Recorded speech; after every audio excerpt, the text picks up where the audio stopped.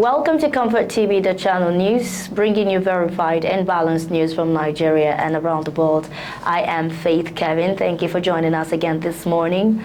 In the headlines, federal government rejects U.S. report alleging lack of transparency. Arcon warns against using President Tinubu's image for fraudulent AI-generated advertisement. U.S. mission moves against corrupt Nigerian officials with visa ban. Abia government launches materials testing lab for quality control in construction works. Gunmen kidnap Plateau House of Assembly member from home. On business concerns mount over Nigeria's $1 trillion economy target. On the foreign scene, Mali, Burkina Faso, and Niger announced withdrawal from ICC. And on sports, Ousmane Dembele clinches 2025 Ballon d'Or at Paris ceremony. Now the news. A report by the U.S. Department of State has alleged a lack of transparency in Nigeria's public procurement contracts, categorizing it among 32 other African countries without a significant progress in the fiscal policy space.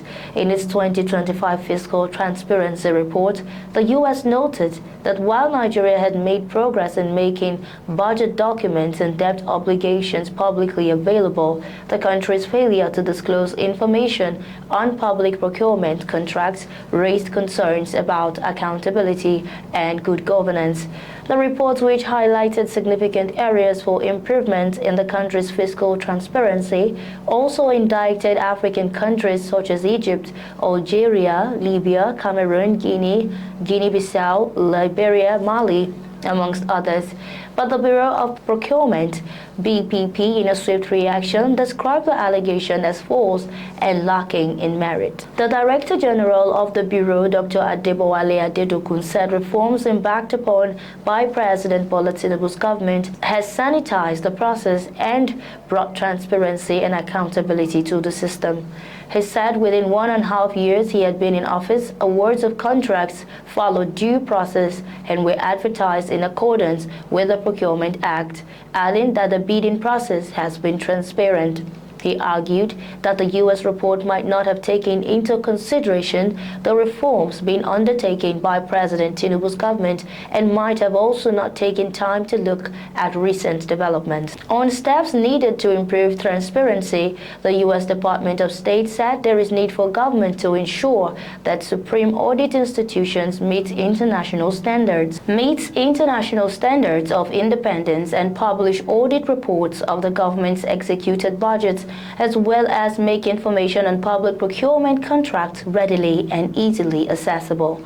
Meanwhile, the report found that of the 139 countries and the Palestinian Authority evaluated, 71 governments met minimum fiscal transparency requirements and 69 did not. Of this 69, 26, however, made significant progress towards meeting the minimum fiscal transparency requirements. The department maintained that budget information, including budget proposal, enacted budget, and end-of-year report, should be widely and easily accessible, and complete documents should be available from government offices or libraries and widely available government publications or via mass media channels to be considered to have met the minimum fiscal transparency requirements. The Advertising Regulatory Council of Nigeria, Arcon, has warned individuals and groups behind a fake artificial intelligence AI-generated advertisement featuring President Bola Ahmed Tinubu to desist from such act immediately, stressing that the advert was designed with the sole intention of defrauding Nigerians. The ad, which has surfaced on Facebook, owned by Meta Incorporated, was described by the Apex Advert regulatory body as fraudulent. Arcon observed that the advert copy was created with the intent to mislead the public into investing in a Ponzi scheme. In a press statement signed by Arcon Director General Dr. Olalekan Fadolapo, the council disclosed that initial investigations have confirmed the material was generated using AI technology and had no official approval for exposure in Nigeria. Arcon clarified that President Tinubu had no involvement whatsoever in the advertising, adding that his image and voice were unlawfully deployed. The council further noted that the advertisement was never vetted or cleared by its Advertising Standards Panel (ASP) as required by law. Arcon has therefore reiterated the Nigerian government's policy of pre-exposure vetting remains a crucial safeguard against false, misleading, and harmful advertising. The Director General noted that the rise of generative AI has created both opportunities and risks for the advertising industry. While acknowledging AI's transformative potential, Arcon cautioned against its abuse for fraudulent purposes. Arcon's warning comes amid growing global concerns about the use of deepfake technology in politics, finance, and consumer marketing. Experts warn that without robust oversight, bad actors could increasingly weaponize AI tools to mislead citizens, manipulate perceptions, and orchestrate large-scale fraud. The U.S. mission in Nigeria has vowed to bar corrupt high-profile individuals from entering the United States. The U.S. mission, posted on X, warned that its resolve to fight corruption would not spare anyone, stating that high-profile individuals who engage in corrupt practices will be barred from entering the U.S. The mission said fighting corruption knows no borders or limits on accountability. Meanwhile, Reform UK has announced it would abolish the right of migrants to qualify for permanent settlement in the UK after 5 years if the party wins the next election. Under the plans, migrants would need to reapply for new visas with tougher rules, and Reform would abolish indefinite leave to remain (ILR), which gives people rights and access to benefits. Reform has also said it planned to bar anyone other than British citizens from accessing welfare. The party claims their plans would save £234 billion over several decades. Chancellor Rachel Reeves said the suggested savings have no basis in reality, and the government were already looking at restricting migrants' welfare access. Reform UK leader Nigel Farage said the UK should not be the world's food bank. Under the current system, migrants can apply for indefinite leave to remain after 5 years, giving them the right to live, study, and work in the UK permanently. It is a key route to gaining British citizenship and allows people to claim benefits. Applicants would also have to meet certain criteria, including a higher salary threshold and standard of English. The government is currently consulting on plans to double the average wait for migrants to apply for ILR from 5 years to 10 years. Speaking at a press conference, Farage said the main reason for the policy was to wake everybody up to the Boris wave. Hundreds of thousands of these migrants, according to Reform, have come to the UK since 2021 and will soon qualify for permanent residence under the ILR scheme. The Abia State government has inaugurated a fully equipped materials testing laboratory in Umuahia to improve the quality and durability of engineering and construction projects across the state. The Commissioner for Information, Kanu, announced this while briefing journalists on the outcome of the State Executive Council meeting at Government House, Umuahia. He said the facility, located within the Umuahia Capital Development Authority, UCDA, premises along Nnamdi Azikiwe Secretariat Way, is designed to run tests on concrete, soil aggregate, steel reinforcement, asphalt flexible pavement, as well as field and non-destructive assessment. Kanu explained that the laboratory would help prevent substandard building and infrastructure works in the state. Beyond the new laboratory, Kanu highlighted other initiatives of the Governor Alex Otti's administration, including plans to revitalize the state-owned Abia Hotel in Umuahia.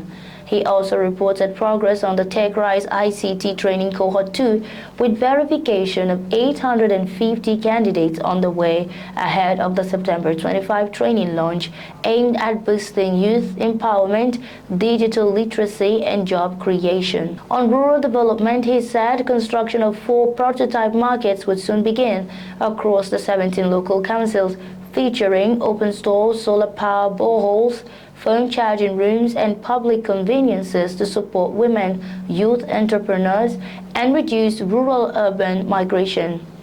In health, Kano announced that 25 primary health care centers had become operational in the past 2 weeks, with 100 targeted by October and 140 already completed. Gunmen have reportedly abducted a member of the Plateau State House of Assembly representing Pangshin South constituency, Honorable Denti Laving. It was reported that the lawmaker was abducted from his home at Dong area of Jos North local government area. Earlier in September, Deputy Publicity Secretary of the Middle Belt Forum, Stanley Kavwam, exposed the alarming number of deaths in Mangu local government area of Plateau State, adding that over 500 people had been killed and buried in the area in the last 2 years alone. He said the attacks blamed on Fulani herdsmen has also led to the displacement of 164 local communities which had been taken over and renamed by the terrorists. Kavwam expressed concern over the poor media coverage of the killings in the Middle Belt regions. He lamented that the Nigerian military seems to lose their bearing when it comes to addressing the mass killings in the Middle Belt, but swiftly deploys security apparatus to crush agitations for Biafra restorations in the southeast. Kavwam described the killing in the Middle Belt as a jihadist agenda fueled by the indoctrination of young people in the north. He emphasized that unless the young people are empowered with the right education, there will be no end in sight in the ongoing killings. The Nigerian Extractive Industries Transparency Initiative (NATI) has supported the federal government following the revocation of 1,263 mineral licenses over non-payment of statutory fees and royalties. It described the move as bold, timely, and consistent with its own findings. The agency's revoked licenses include 584 exploration licenses, 65 mining leases, 144 quarry licenses, and 470 small-scale mining leases. A total of 3,794 mineral titles have now been revoked under the current administration. This figure includes 619 licenses cancelled for non-payment of service fees and 912 revoked in the previous year due to inactivity. The government agency revealed that its 2023 solid mineral industry report identified 1,619 companies owing the government 680.3 million naira in unpaid fees and royalties. The National Assembly has announced a shift in the resumption date of plenary activities from Tuesday, September 23, 2025 to Tuesday, October 7, 2025. This was contained in a statement signed by the clerk to the National Assembly, Kamuru Ogunlana, and made available to newsmen on Tuesday in Abuja. According to the statement, the adjustment was made at the directive of the presiding officers of both chambers of the Federal Legislature. The clerk explained that while plenary sessions have been rescheduled, standing and ad hoc committees would continue their legislative engagements within the period. The National Assembly had earlier adjourned for its annual recess on July 23, with lawmakers expected to reconvene on September 23 for the last quarter of legislative business in the year. ComfortTV.channel's news returns shortly with business, foreign and sports news. Stay tuned.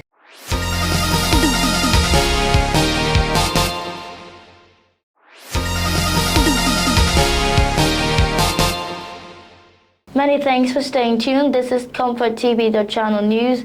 President Bola Ahmed Tinubu has vowed to make Nigeria a $1 trillion economy by the year 2030. This means the gross domestic product (GDP) of Nigeria must rise to $1 trillion from the current $236 billion, a projected increase of almost $800 billion. About 10 years ago, Nigerian rulers set the target of making Nigeria one of the world's top 20 economies. At the time, Nigeria was the world's 27th largest economy and had some chances of making the target of the world's top 20 economy. Experts have warned that Nigeria's path to becoming a $1 trillion economy is fraught with challenges that may prove difficult to overcome. One of the major hurdles is the persistent depreciation of the naira, which has been cited as a key factor behind the country's historically low GDP. Still on the business scene, the naira has maintained maintained an appreciation trajectory across official and unofficial foreign exchange markets, buoyed by rising weak inflows and external reserves, which have grown to $42.03 billion mark this month. Data published by the Central Bank of Nigeria (CBN) showed that the naira has strengthened by 3.5% year-to-date, with the dollar quoted at 1,488 naira 60 kobo. On Monday, gaining 52.76 naira compared to 1,541.36 naira at the beginning of the month at the national foreign exchange market. On a daily basis, however, the naira weakened slightly, losing 0.04% on Monday from 1,487 naira 89 kobo at the close of trading on Friday. At the parallel market, commonly referred to as the black market, the local currency appreciated by 9.57% year-to-date, trading at 1,515 naira per dollar on Monday, compared with 1,660 naira in January 2025. According to review by Managing Director and Chief Business Officer at Optimus, Ayodeji Ebo, the naira strengthened by 10.8% year-on-year, closing at 1,498 naira 97 kobo per dollar on September 19, 2025, compared with 1,661 naira 12 kobo per dollar a year earlier at the official Nigerian foreign exchange market. In the parallel market, it gained 9.2% year-on-year, trading at 1,514 naira per dollar compared to 1,654 naira per dollar in September 2024. While these gains are promising, Ebo cautioned that two realities must be acknowledged. The naira's current stability is still policy-assisted rather than productivity-driven, and without structural growth in non-oil exports and industrial output. He says Nigeria remains vulnerable to oil price shocks and global capital movements. Looking ahead, he expects the naira to trade within a relatively narrow band for the remainder of 2025, supported by stronger FX inflows from oil revenues, more robust reserves, and continued efficiency from the B-March platform. On the foreign scene, the West African states of Mali, Burkina Faso, and Niger have announced their withdrawal from the International Criminal Court (ICC), stating that they no longer recognize its jurisdiction. The three military-led countries accused the court of arbitrarily persecuting war crimes and serving as an instrument of neo-colonialist repression. They emphasized their commitment to upholding human rights protection in line with their values.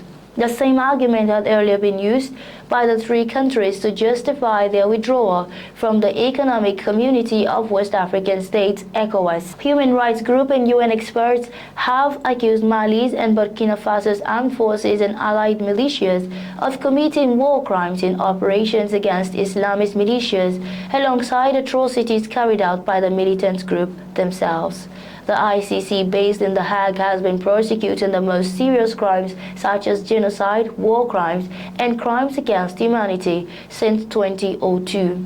All EU countries are members. However, the US, Israel, and Russia are not signatories. Still on the foreign scene, the Global Energy Alliance for People and Planet (GAP) has announced $16 million in new commitments to expand electricity access and accelerate clean energy deployment across Africa. The announcement, made on the sidelines of the 80th session of the United Nations General Assembly (UNGA80), supports Mission 300, a joint initiative of the World Bank Group and the African Development Bank aimed at connecting 300 million Africans to electricity by 2030.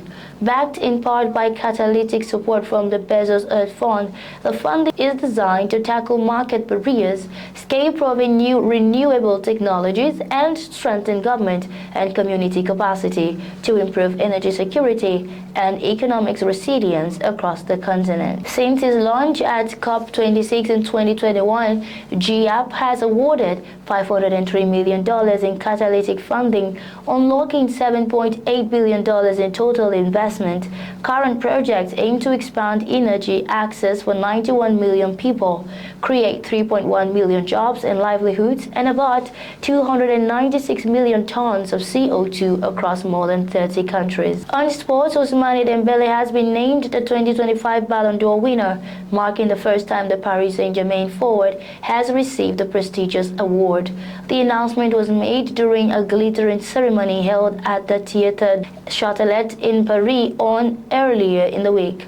The event, hosted by Kate Scott and Ruud Gullit, celebrated the standout footballing achievements of the 2024-2025 season. Dembele's exceptional performances were instrumental in PSG's triumph, including securing the UEFA Champions League title and clinching the Ligue 1 championship. His dynamic playmaking and consistent goal-scoring abilities played a pivotal role in his team's success.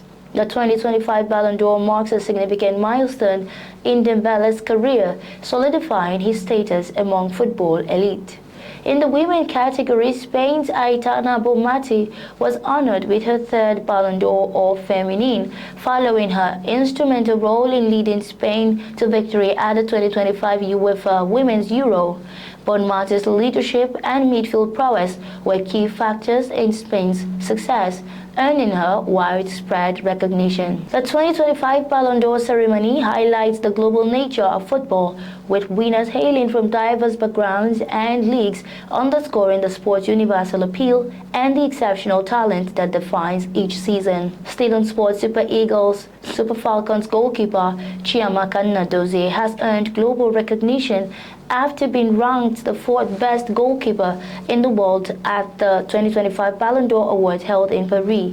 England and Chelsea shortstopper Hannah Hampton made history on Monday night by claiming the inaugural Women's Yashin Trophy following a standout year in which she played a starring role in the Lionesses' Euro 2025 triumph and Chelsea's domestic treble. Nnadozie, who has steadily built a reputation as one of Africa's finest goalkeepers, was named among the top 5 in the final ranking released by the organizers. Spain's Kata Cole finished in the third place, while Germany's Anne-Catherine Beja came second, just behind Hampton. The Super Falcons star, who plays a club football with Paris FC in France, continues to be recognized on the global stage. And that's our news bulletin for today. But before we go, here is a recap of our top stories. Federal government rejects U.S. report alleging lack of transparency. Arcon warns against using President Tinubu's image for fraudulent AI-generated advertisement. U.S. mission moves against corrupt Nigerian officials with visa ban. Abia government launches material testing lab for quality control in construction works. Gunmen kidnap Plateau House of Assembly member from home. And business concerns mount over Nigeria's $1 trillion economy target. On the foreign scene, Mali, Burkina Faso and Niger announced withdrawal from ICC. And on sports, Ousmane Dembele clinches 2025 Ballon d'Or at Paris ceremony, and Nigeria's Nnadozie ranked 4th best goalkeeper in the world. Thanks for watching.